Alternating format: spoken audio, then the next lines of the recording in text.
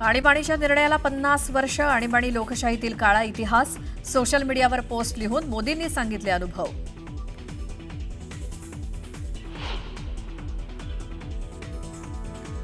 पंतप्रधान नरेंद्र मोदींच्या निवासस्थानी केंद्रीय मंत्रिमंडळाची महत्त्वाची बैठक सुरू. पुणे मेट्रोच्या दुसऱ्या टप्प्याला मान्यता मिळण्याची शक्यता.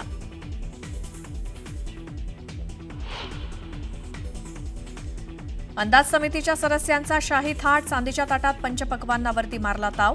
एका थाळीसाठी 4,500 रुपयांचा खर्च आल्यानं नव्या वादाला तोंड फुटलं.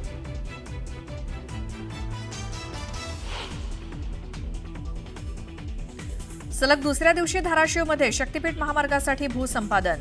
खुंटेवाडी परिसरात शेतकरी आणि अधिकाऱ्यांमध्ये बाचाबाची. जबरदस्ती भूसंपादन सुरू असल्याचा शेतकऱ्यांचा आरोप. पुणे रेल्वे स्टेशनच्या नामांतराच्या मुद्द्यावरती आता नव्या वादाला तोंड. खासदार कुलकर्णींनी केलेल्या मागणीला उबाठा शिवसेनेचा विरोध. बॅनर लावून कुलकर्णींना डिवचलं.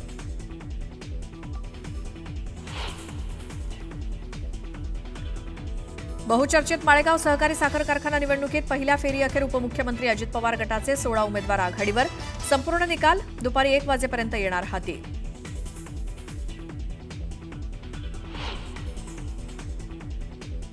कोल्हापूरच्या धरण क्षेत्रात मुसळधार पाऊस. पंचगंगा नदीच्या पाणी पातळीत वाढ. नदीकाठच्या सर्व गावांना सतर्कतेचा इशारा.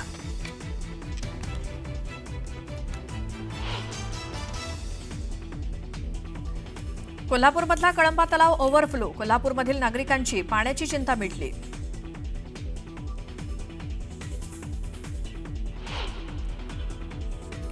पालघरमधील वाढवण बंदराच्या JNPA-कडनं सुरू असलेला ड्रोन सर्व्हेचं काम स्थानिकांनी रोखलं. ड्रोन सर्व्हेला स्थानिकांचा विरोध.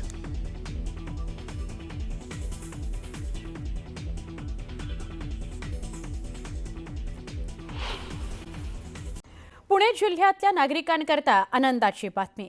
मावळसह पिंपरी चिंचवड शहराला पाणीपुरवठा करणारं पवना धरण 50% भरलेलं आहे. यावर्षी पावसानं जोरदार हजेरी लावल्यानं धरणाच्या जलसाठ्यामध्ये झपाट्यानं वाढ झाली आहे. यावर्षी जवळपास दुप्पट वाढ झालेली आहे. या महिन्याअखेरीस पवना धरण निम्म्याहून अधिक भरण्याची शक्यता वर्तवली जाते.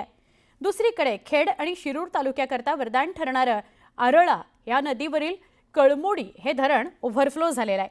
भीमाशंकर परिसरात गेल्या 8 दिवसांपासून मुसळधार पाऊस पडतोय आणि त्यामुळे हे धरण भरलंय. धरणातून आरळा नदीत चासकमान या धरणाकरता 2000 क्युसेक प्रतितास या वेगानं पाण्याचा विसर्ग सुरू करण्यात आलाय. त्यामुळे नदीकाठच्या गावांनी सतर्क राहा असं सांगितलं गेलंय. पवना धरण 50% भरलंय. कळमोडी हे धरण ओव्हरफ्लो झालेलं आहे.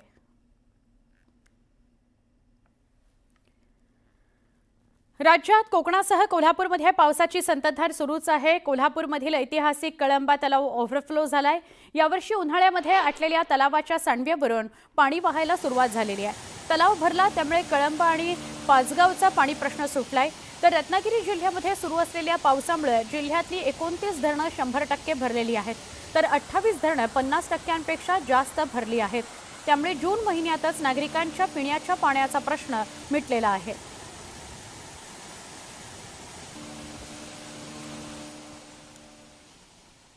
नाशकामध्ये पावसानं उसंत घेतली आहे. त्यामुळे गंगापूर धरणातून पाण्याचा विसर्ग थोडा कमी करण्यात आलाय. धरणातून सध्या 1700 क्युसेक प्रतितास या वेगानं पाण्याचा विसर्ग सुरू आहे. दरम्यान पाण्याचा विसर्ग कमी करण्यात आल्यामुळे गोदाघाटावरील पाणी ओसरायला सुरुवात झालेली आहे. दुतोंड्या मारुतीच्या पायाजवळ पाणी आलेलं आहे. आज आणि उद्या नाशिक घाट परिसरात ऑरेंज अलर्ट देण्यात आलाय. पावसाचा जोर वाढला तर पाणी पातळीत वाढही होऊ शकते.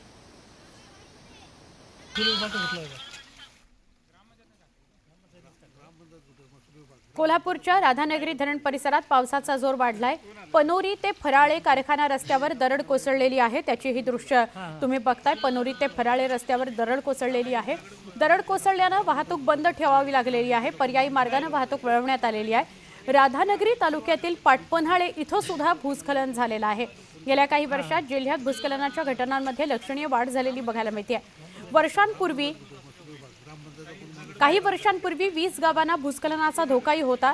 तर आता ही संख्या 86 गावांपर्यंत पोहोचलेली आहे. म्हणजे 86 गावांना भूस्खलनाचा धोका आहे. पाटपन्हाळा विषयी आपण बोलतोय. अनेक ठिकाणी दरड कोसळत असल्यामुळे नागरिक थोडेसे भयभीत आहेत. आता बातमी मुंबई गोवा महामार्गाच्या दुरवस्थेसंदर्भातली.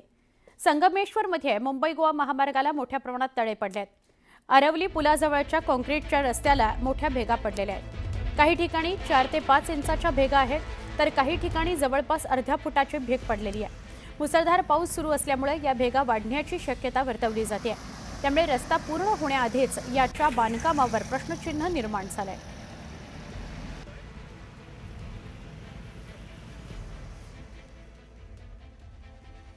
गुजरातच्या अनेक जिल्ह्यांना मुसळधार पावसानं झोडपून काढलंय. अरवलीपासून भरूचपर्यंत परिस्थिती खूपच बिघडलेली आहे. मालपूर गोधरा या हायवे रस्त्यावर पाणी आल्यानं बंद झालेला आहे तो, तर खंबात इथंही एक घर जमीनदोस्त झालंय. महिसागर बाजार आणि नागरी वस्त्यांमध्ये पाणी शिरलंय, तर डहोली या गावाला नदीला आलेल्या पुरामुळे वाहतूक ठप्प झालेली आहे. प्रशासनाकडून मदत आणि बचाव कार्य वेगानं सुरू आहे.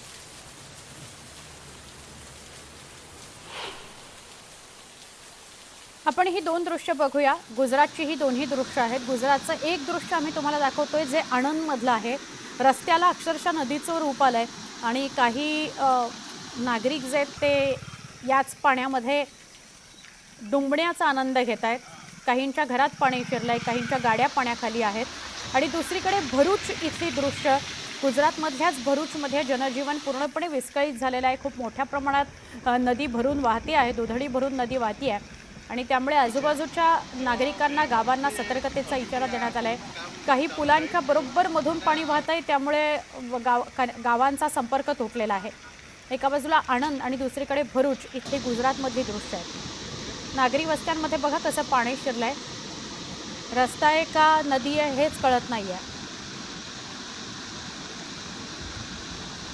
आणंदमध्ये काही घरांची पडझडसुद्धा झालेली आहे.